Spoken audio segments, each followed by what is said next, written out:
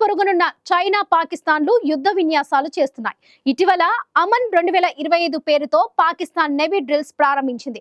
ఈ విన్యాసాల్లో చైనా కూడా పాలు పంచుకుంది. గత కొంతకాలంగా హిందూ మహాసముద్రంలో తన పట్టు పెంచుకునేందుకు చైనా తీవ్రంగా ప్రయత్నిస్తుంది. ఇప్పుడు పాక్ తో కలిసి హిందూ మహాసముద్రంలో యాంటీ పైరసీ ఆపరేషన్లు నిర్వహించింది. ఈ రెండు దేశాలు కలిసి నేవీ డ్రిల్స్ నిర్వహించడంతో భారత్ అప్రమత్తమైంది.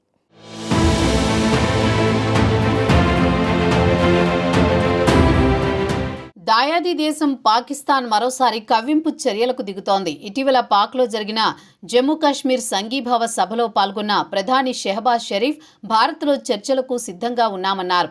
కశ్మీర్ సహా అనేక సమస్యలను చర్చించాలన్నారు.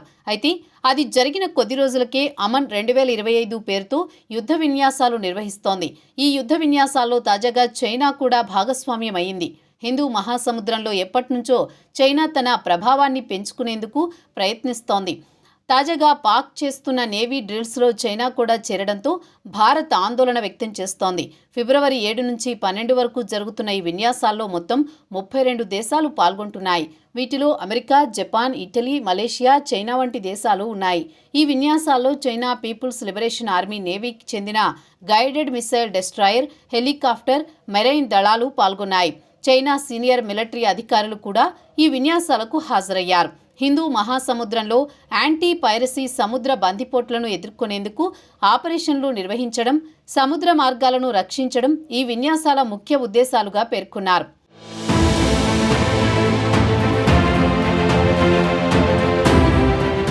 కొద్ది రోజుల క్రితం మత్స్య పరిశోధన పేరుతో చైనా 2 భారీ నౌకలను అరేబియా సముద్రంలోకి పంపింది. లాన్ హై 101, లాన్ హై 201 పేరుతో ఉన్న ఈ నౌకలు ఇప్పటికే అరేబియా సముద్రంలో చక్కర్లు కొడుతున్నాయి. అయితే ఈ నౌకలను మారిటైమ్ ఇంటెలిజెన్స్ కోసమే చైనా పంపినట్లు ఓపెన్ ఇంటెలిజెన్స్ నిపుణుడు డామియన్ సైమన్ తన ఎక్స్ ఖాతాలో పోస్ట్ చేశారు.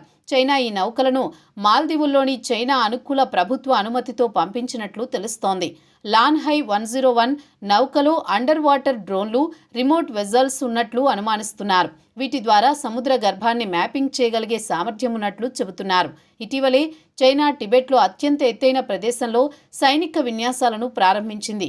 కఠిన భౌగోళిక పరిస్థితుల్లో యుద్ధ సన్నద్ధత, లాజిస్టిక్స్ సరఫరాపై కేంద్రీకరిస్తూ PLA ఈ విన్యాసాలను నిర్వహిస్తోంది.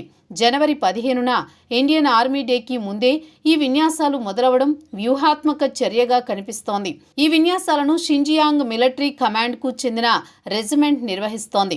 ఇందులో అత్యాధునిక సైనిక టెక్నాలజీ, ఆల్ టెర్రైన్ వెహికల్స్, డ్రోన్లు, అన్మాన్డ్ సిస్టమ్స్, ఎక్సోస్కెలిటన్స్ వంటివి వినియోగిస్తున్నారు. చైనా చేపట్టిన తాజా లాజిస్టిక్ సపోర్ట్ విన్యాసాలు వ్యూహాత్మకంగా ఉన్నాయి.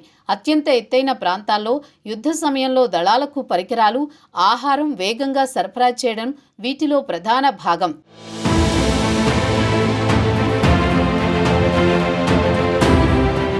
చైనా చేపట్టిన ఈ విన్యాసాలు లదాఖ్కు సమీపంలో జరుగుతున్నాయి. ఇక్కడి వాతావరణ పరిస్థితులను దృష్టిలో పెట్టుకుని చైనా దళాలు ఎక్సోస్కెలిటన్స్ ఉపయోగిస్తున్నాయి. 2020లో గల్వాన్ లోయలో భారత్ చైనా సైనిక ఘర్షణ తర్వాత ఈ ప్రాంతం తీవ్ర ఉద్రిక్తతకు గురైంది. సైనిక, దౌత్య స్థాయిల్లో జరిగిన చర్చల ద్వారా పరిస్థితిని కొంతవరకు సమతుల్యం చేశారు. గత ఏడాది అక్టోబర్లో బలగాలను వెనక్కి తీసుకోవడానికి కీలక ఒప్పందం జరిగింది. భారత సైన్యం కూడా హిమాలయాల్లో పోరాట నైపుణ్యాన్ని పెంచుకునేందుకు ప్రతి ఏడాది హిమ్ విజయ్ డ్రిల్స్ నిర్వహిస్తోంది. తీవ్రమైన వాతావరణ పరిస్థితుల్లో సైనికుల సమన్వయాన్ని మెరుగుపరిచేలా ఈ విన్యాసాలు జరుగుతున్నాయి. చైనా దళాల కదలికలను గుర్తించేందుకు అధునాతన నిఘా వ్యవస్థలు, ఉపగ్రహ చిత్రాలు, డ్రోన్లు ఉపయోగిస్తోంది. అంతేకాదు సరిహద్దుల్లో కీలకమైన రహదారులు, వంతెనలు, సొరంగాల నిర్మాణాన్ని వేగవంతం చేసి దళాల కదలిక మరింత సులభతరం చేసింది.